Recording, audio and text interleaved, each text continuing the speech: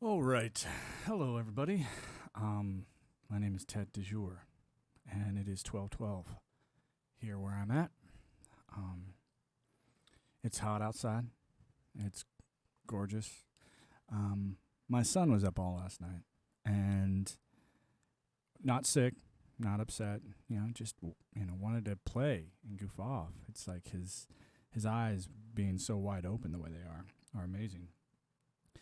And if you are first time here and you're in the chat room, just go ahead and say hello. We're going to go ahead and get started. But, the way that we kick every single one of these things off is actually pretty simple. We play a little bit of music. Sometimes people like it, sometimes people don't. But the reason that I do it is twofold. One, it's relaxing, it's easy, it's a way for me to get into the flow of things. And the second reason that I do it is sort of to play badly. I'm still practicing at a lot of these things. I've played piano pretty much my whole life, but I've never learned how to read music. I just picked up, this very funky instrument. It's what's called a MIDI guitar. I've been having a lot of fun with it. So I'm just going to throw up a backing track. Just go ahead and listen to it, have some fun, and come on in, chill out. If you see the message, again, I didn't get a chance to change it. But we're going to talk about AI, like we always do, and not in a bad way. We're going to talk about it in a different way than you've probably heard of before, and we're probably going to mention some things that you should probably look out for when it comes to AI, because of how it's being used right now. So let's just go ahead and chill, shall we?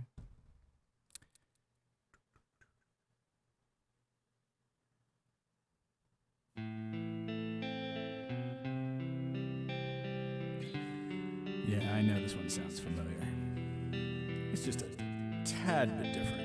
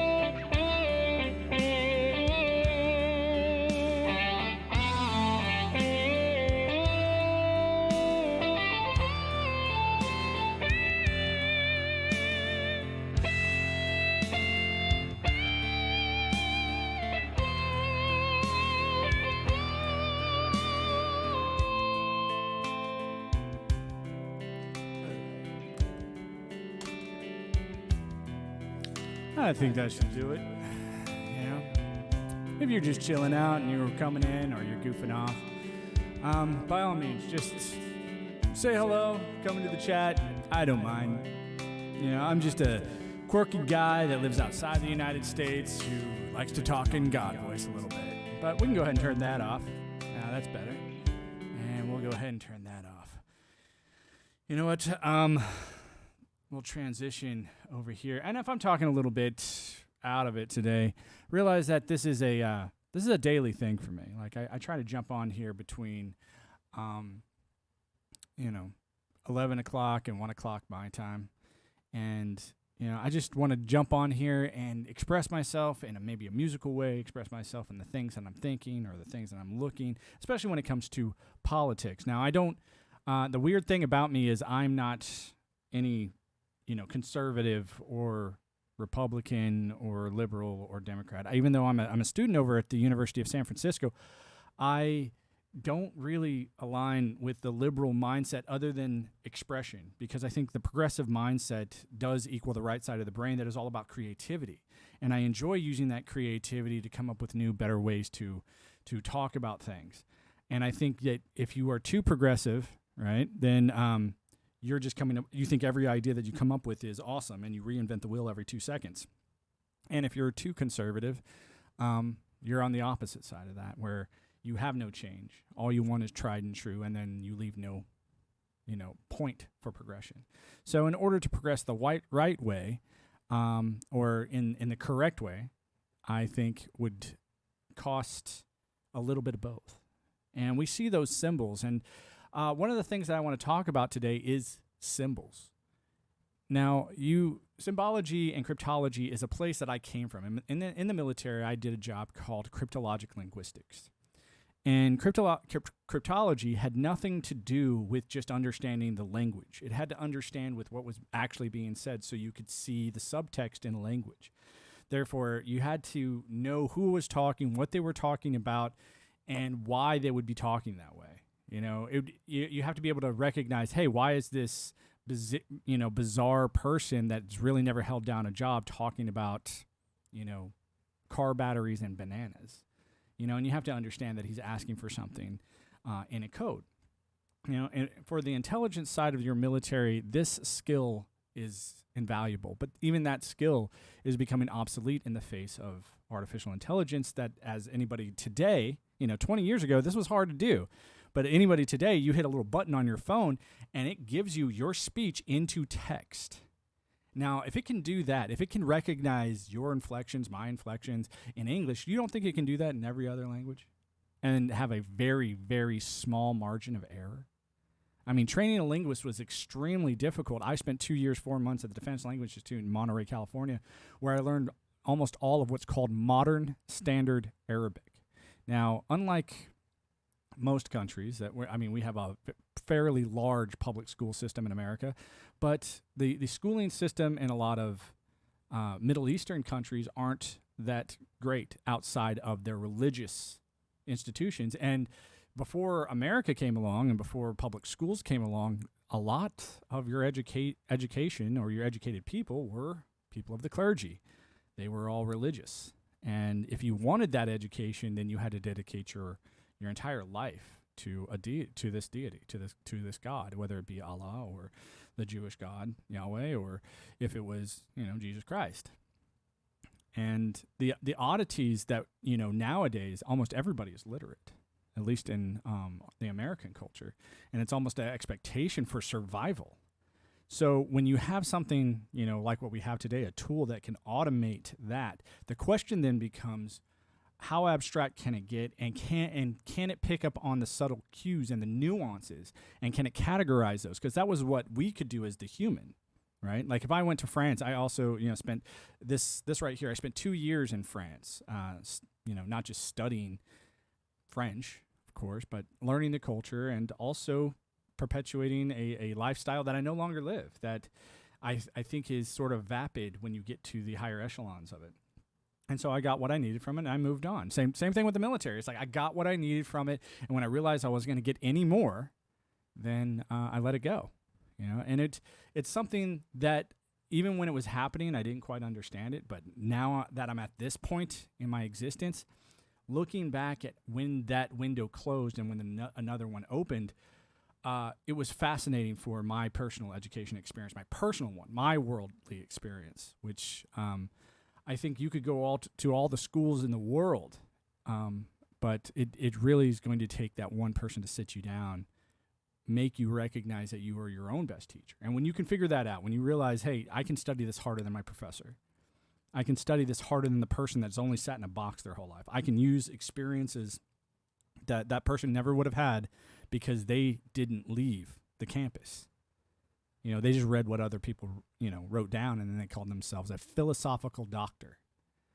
And I actually enjoy philosophy. Philosophy, Sophia, the study of wisdom. It's, to me, wisdom is nothing without knowledge, and, they have to go hand in hand. But I would say, knowledge is the ability to comprehend the sword, to know what it is as an object. To wield it is the wisdom.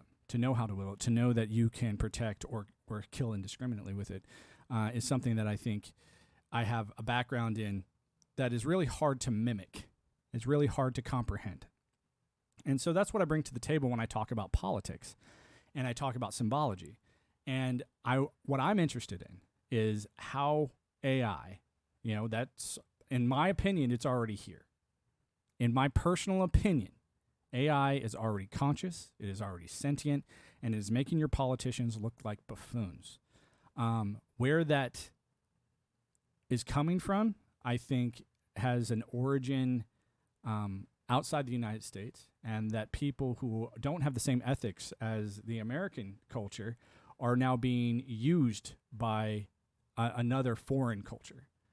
Now, I don't mind pointing my finger at the Chinese, because as a government, they are, I think, a lot more organized than the American government is. I think they got their stuff on lock. Even though I don't condone anything that they do, when it comes to their organization and their ability to implement their plan, they are extremely sophisticated.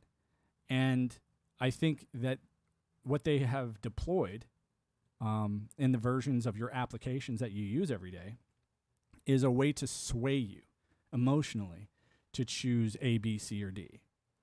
And I think that if you think that I'm just making this up, if you think I'm like, I'll drop names that you can go study yourself. There's a guy out there, he's a magician, he's an illusionist. But the cool thing about him, though, his name is Darren Brown. The cool thing about him versus the other illusionists like Chris Angel or David Blaine or any of those, he actually has no problem explaining to people how he does what he does. And he has no problem saying, hey, this is a trick of the mind. These are things that I spend a lot of time trying to figure out how to do. And it does take a lot of setup, a lot of setup to do this. Imagine if an AI could figure that out, how Darren Brown was able to set this stuff up. Imagine if AI could hypnotize you in a way. I mean, we've all heard of subliminal messaging, and we know now that it works very, very well. This is why you spend $5 to get a bag of 2-cent popcorn at the movies. And it's, to me, it's not it's a frustrating thing because it's just a new version of the old scam of snake oil salesman. And coming from, I came from that world where I had to learn the multi-level marketing scams, right? Where I was like, okay, yeah. I mean, when I was a kid, you went to this church, and in this church, no different than this church down here, the Boy Scouts of America. And if you look at how it's set up just like any other school, and a school that is based off of merit badges, right? In college, you just call them prerequisites. And the Mormon Church was no different. And I would say that look at all your corporations, and they're all set up on a pay-to-play system that you get a rank based off of how much dick you suck. Or ass you kiss, whatever nonsensical thing that you want to put up that deals with butt kissing your superior for no other reason than for advancement. There's a difference between the ability to shine naturally, the ability to say, hey, this is what I'm capable of, and moving up in the ranks versus your merit, and then showing up and just buttering up and flattery and all the the Machiavellian styles. which is part of the dark triad, which it has no honor in it whatsoever. Here, hold on, I got to turn this on.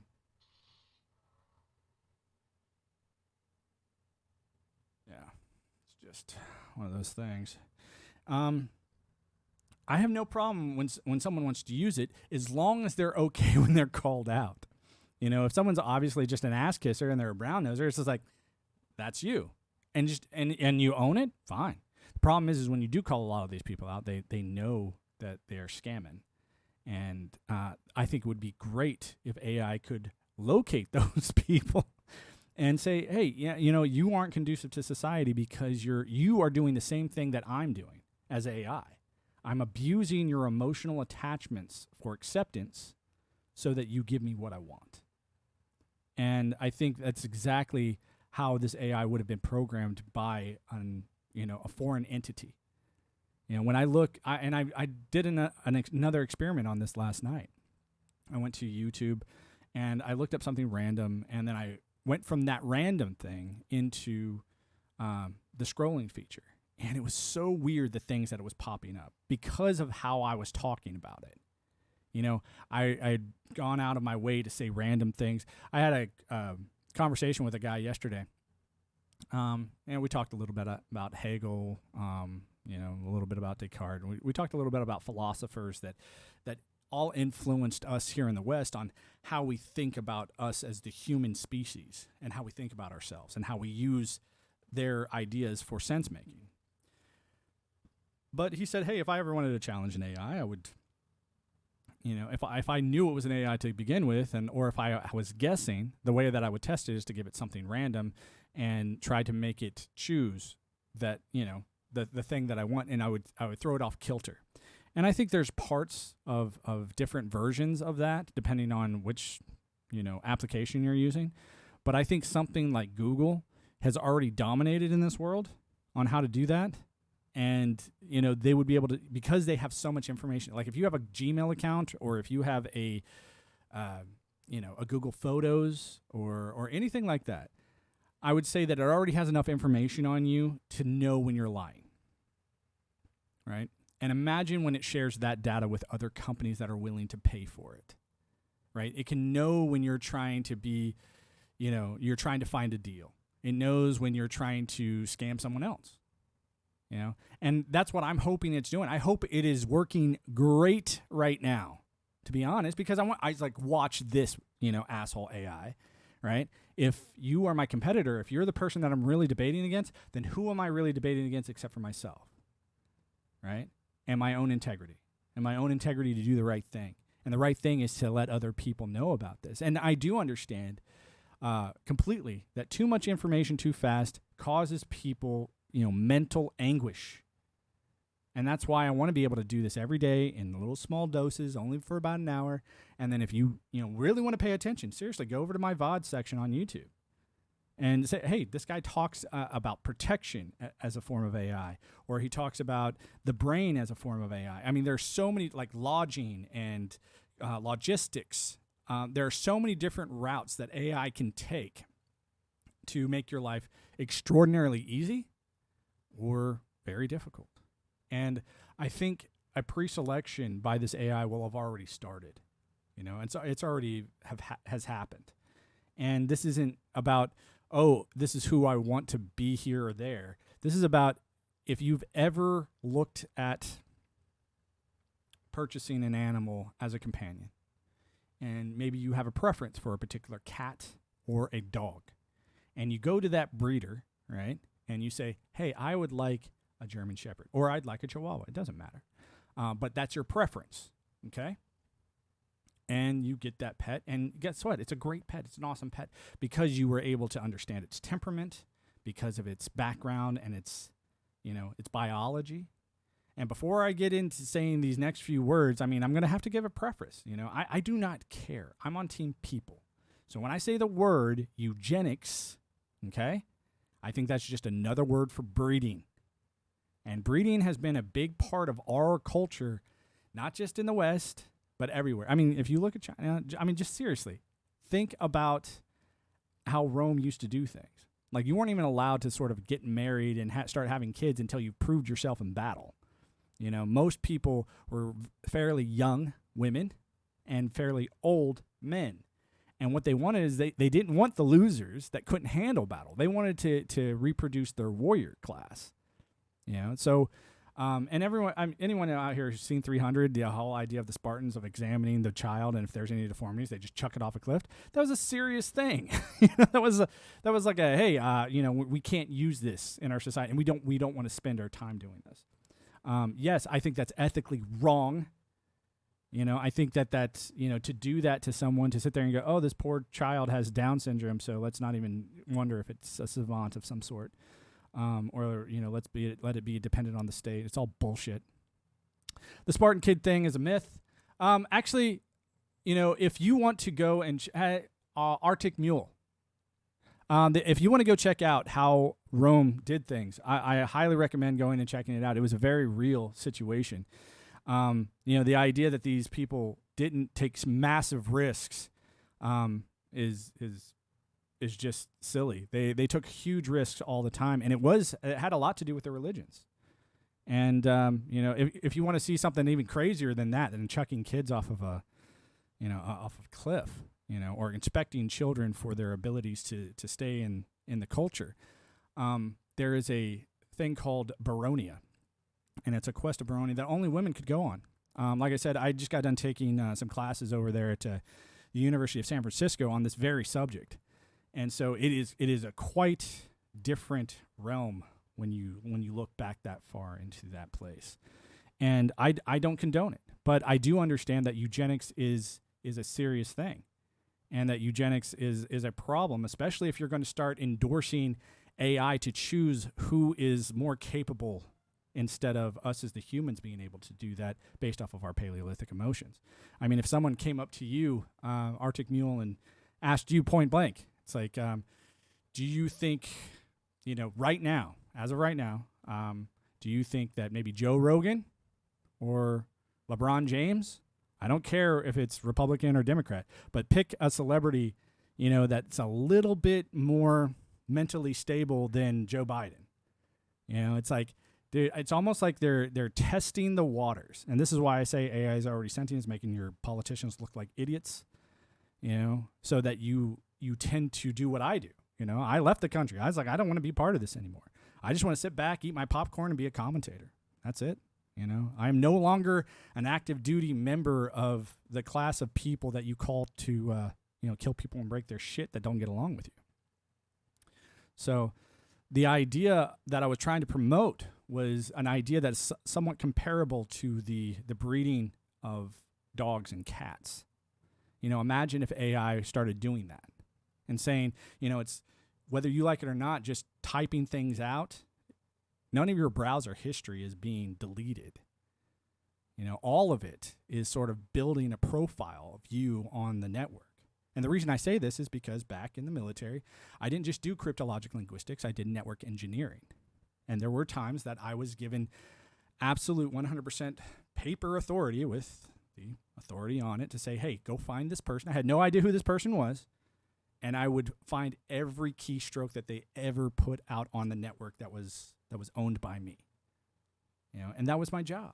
And if OSI showed up, OSI stands for Office of Special Investigations. It's sort of like the NCIS of, it's like the JAG or whatever. They're the investigation body of just the United States Air Force, and they sort of outrank everybody.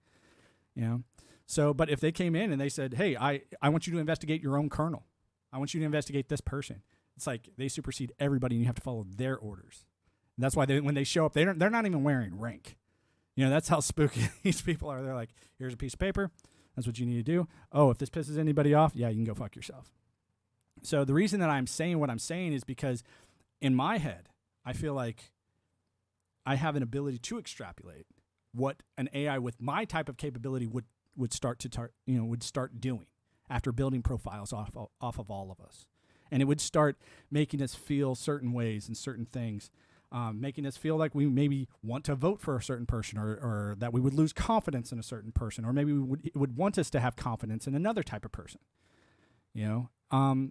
For me, I spent a big chunk of my life, locking down all of my emotions so that I wouldn't choose things emotionally, that I could just follow the orders, do what I needed to do, and be, as most engineers talk about, they'd be plugged in.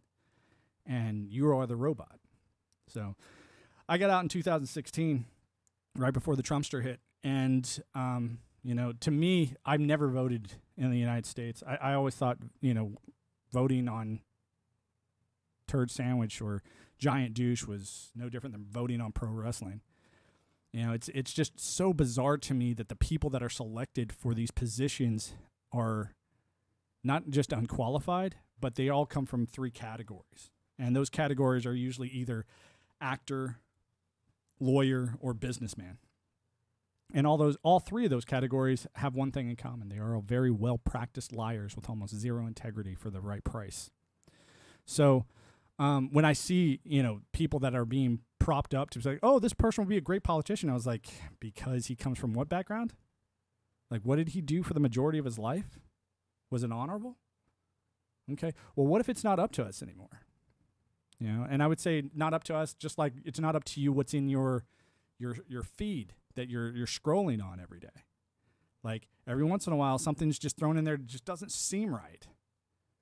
We're all sort of noticing it, but it's so small, it's so insignificant that we just let it pass by. That right there is a slowing down of your attention span. And when you're not able to pay attention for long durations of time, then it's easy to get by you.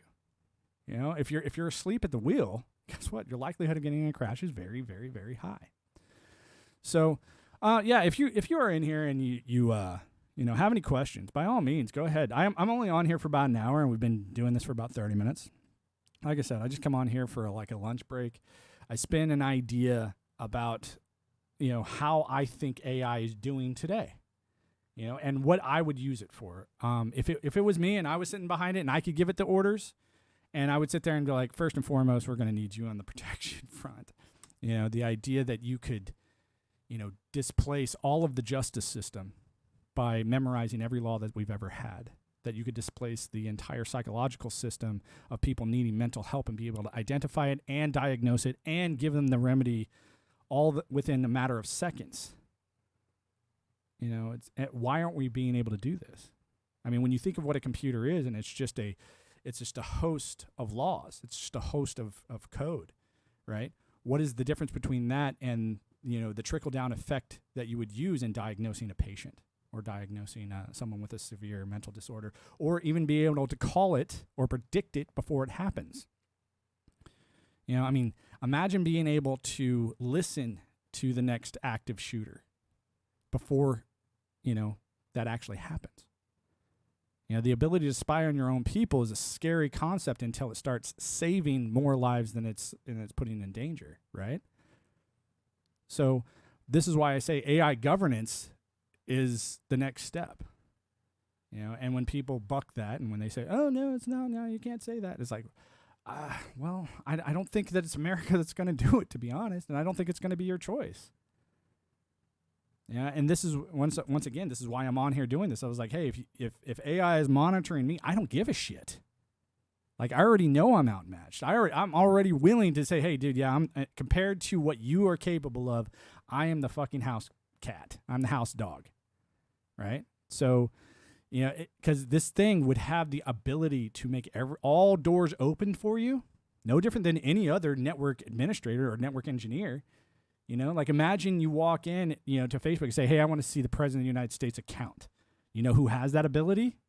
Yeah, the admins at Facebook, right? Imagine if you had the admins at Google, and imagine each admin was now able, to be taken over simultaneously, right? And no different than Google Maps is able to service everybody simultaneously. Doesn't matter what directions you want. It can do it for you in London. It can do it for you in India. I said this yesterday. I was like, hey, it doesn't matter where you are. It has the ability to give everyone in real time answers to their questions without any lag time.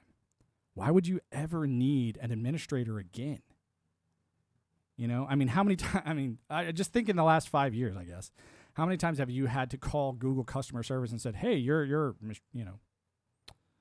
little machine there, it's your search engine, I guess, lack for a better word, didn't search things appropriately.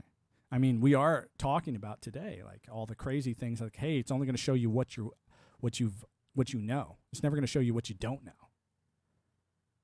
You know, like the idea of digging is something that's being lost in our society. You know, how many people do you know that really do? They just go off the first answer they get. You know, the second page of Google is just as much as a myth as the Spartan kid thing, I guess. Oh my goodness. So anyway, like I said, I'm not here to put anyone down. If you want to be Democrat as much as you want. If you want to be a Republican, be you, boo-boo. Like, you do you, boo-boo, is my own personal mantra. Like, I've had to listen to enough people, you know, claim that they have the answer to our existence, you know. And I come from a big tradition of telling people over and over and over again, oh, we got the best answer. I know where God is, and I know how this is. So I'm used to people pretending that they know and having a vast amount of confidence when they say it. Right? Cults just don't come out of nowhere. I mean, they take a charismatic leader. They take someone who has, you know, an insane, and I mean insane as, you know, actual insanity, an insane amount of confidence in themselves, where they truly believe that they're never going to be wrong. They truly believe that. And unfortunately, those people tend to rise just as fast as they fall. And you know, and I think that most politicians sit in that camp where they, for that 4-year period, they act as an infallible leader, you know, where they can do no wrong. Like nothing they do is wrong for some reason. And it's like, let's impeach him. It's like, you think it's going to do anything? And the saddest thing in the world is, you know, these members, like whether it be president or vice president or whatever, in a way they are part or underneath a different set of rules. And when I say a different set of rules, I talk about the rules that I was under. Like the UCMJ. Like, what is the other title of the president? The other title of the president is the commander and chief. And yet, those laws are never levied towards that person. Like, when would it be, you know, there's a South Park episode that's like, hey, when would it be okay to start beginning to think about the opportunity to be concerned about the ability of worrying? You know, it's like, that seems like everybody when it comes to actually fulfilling an actual punishment for someone of that caliber. And I'm going, and when you see the actual personality traits do not equal the title of commander-in-chief, you know, how can you help but not lose massive amounts of confidence from the most competent of your people? And I hate to say it, but the frustrating part about the dichotomy, the difference between liberals and conservatives, as I said earlier, is one is so progressive that they'll reinvent the wheel every day not knowing that they're doing it. And the problem with conservatives is that they will have the wheel, they will use the wheel, but they'll never change the wheel to make it better. You know, it's like they'll never upgrade, you know, the stone wheel that was the original. So it's frustrating to see people get lost in the buzzwords. And I wonder sometimes if those buzzwords aren't, you know, absolutely 100% built on an automated level.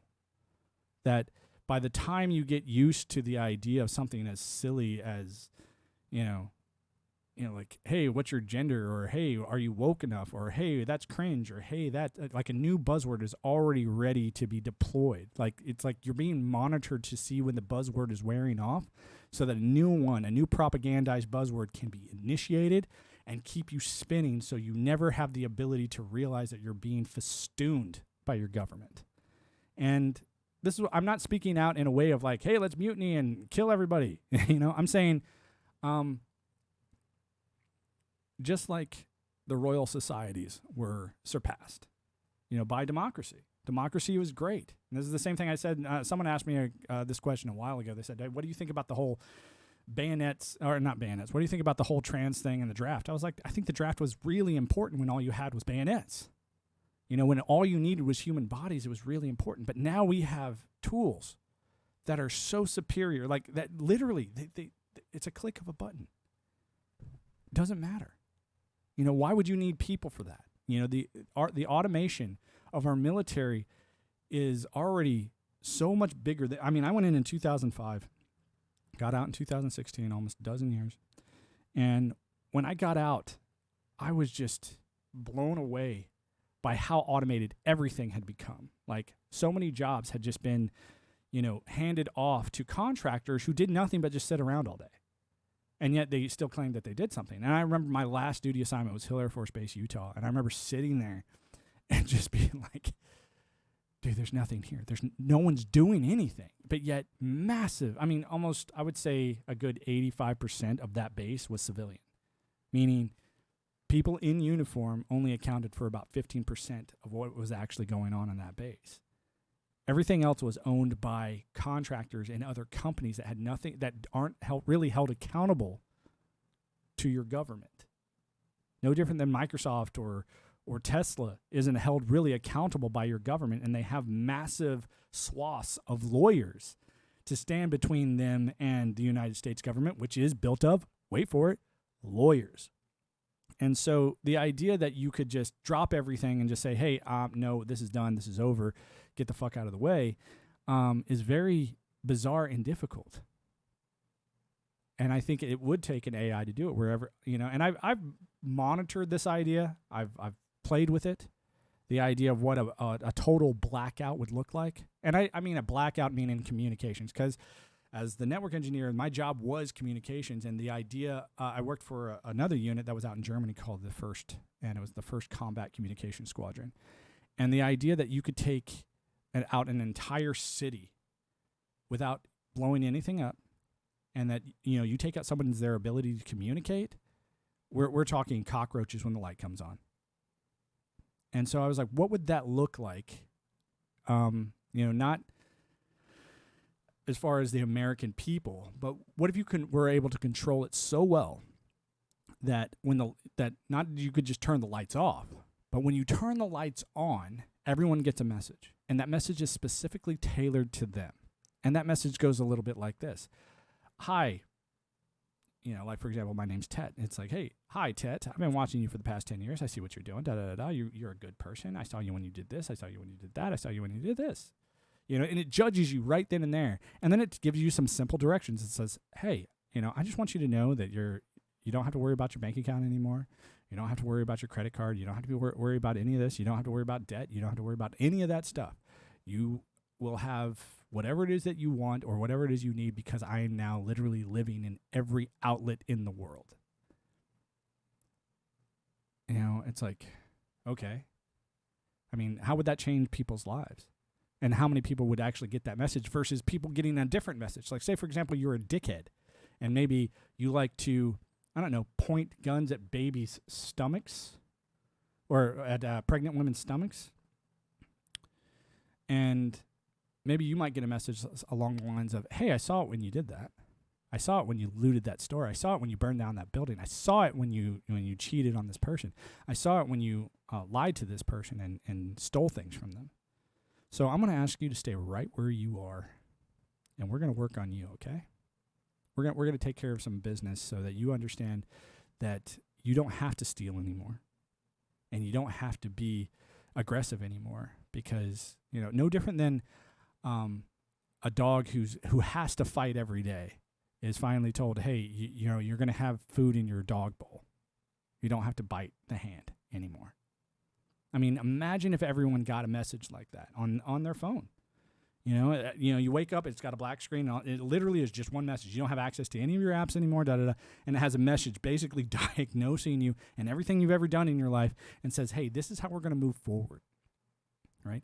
That would be a politician I would vote for, because that would be an actual change other than what you've been seeing for the last, at least my whole life, where some liar gets in charge, writes what they want for them and their buddies, and they run off and, with your tax dollars. They just run off with it. And they're like, oh, yeah, we did it to protect you. It's like, why would I need your protection, which is just like any other mafia or cartel, if, this AI that could whoop all of your asses and stand down all of your weapons simultaneously? And imagine this too. Like, imagine you got guys like that are like, oh, fuck that, I'll buck the system. And trust me, I've met them when I've rolled out this idea in front of people. They're like, no, I'd fight, and they just got this image of Terminator in their head. And I was like, yeah, you would totally fight, and you die quickly. I don't know if any of you have ever tried to outrun a drone. But I remember I had a job that dealt with what's called an infrared targeting pod system, and I remember we were putting on the part of our job was to put this on the bottom of a B-1 bomber, and I remember telling the pilots, like they were asking, like, "What are you doing? Why are you doing this? Da da da da. What's this project all about?" Like, well, one, we really can't talk about it, but let's just say we're turning you all into bus drivers, which meant they were no longer in charge of their own weapons system. That we could guide everything from the ground, and their only job was to be the fail-safe. You were the fail-safe if something bad happened. Like, we couldn't take control anymore, or we couldn't run the operation from the ground anymore. I mean, I think a certain amount of choice is important to remain, cognizant of this world. But so many people are losing that cognizance. There's so many people are losing that attention. Like, no one is looking outside anymore. They're completely addicted and stuck on their screens. And they're being told who to vote for. And this is why I agree with, this idea that, hey, it doesn't matter who you vote for because you're voting for whoever TikTok tells you to. And you don't even know that that's what's happening. Because when you sit back and you think about how, much time you spend in these places, they're affecting you more than you're affecting it. It doesn't care about your likes. Because every time you hit the like, it gives it a little bit more information about you. And then it goes back to that one video that you said you liked, and then it diagnoses exactly where your eyes went. It says, what is it exactly that you liked? It doesn't even need to ask you to discuss your opinion about it. Because it'll be able to know more about why you liked it than you did. Or your ability to recall why you liked it.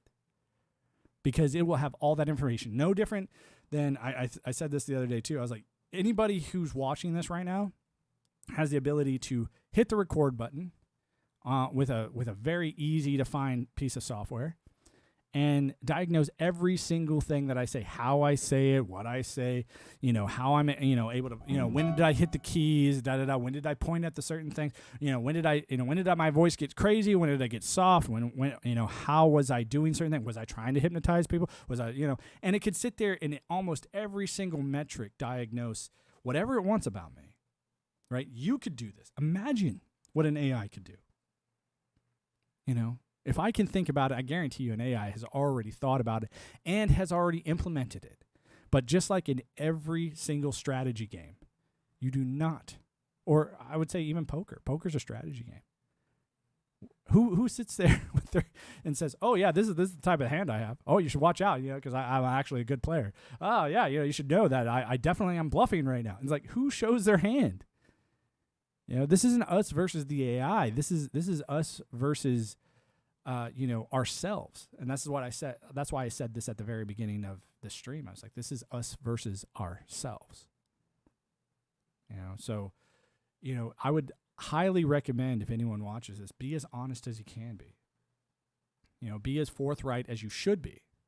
There are some things that I learned in these organizations that I don't support anymore that were very valuable. And they were valuable before these organizations even existed. Like right here, down here in, Boy Scouts, the Boy Scout, law is very simple. It's 12 concepts. It's 12 virtues.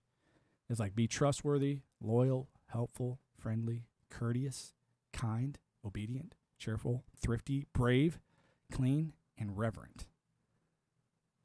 And we would repeat that every single day. Like we would repeat it. And I've kept it with me my whole life. And in a way, it was, if you follow the concepts of affirmations, it really did sort of detail how my life unfolded. So if someone's sitting there going, "Oh, I can't trust this guy. He just looks shady. He just looks ridiculous." It's like, if I wanted to be, you bet I could be. Right? If I wanted to be dangerous, I could be dangerous. But what's the point? The reason I'm doing this is very simple. Less than a month ago, or almost a month, 4 weeks ago today, I had my first kid, and my son was born. And I looked back at where I was 20 years ago and where the world was on a computation level with computers 20 years ago.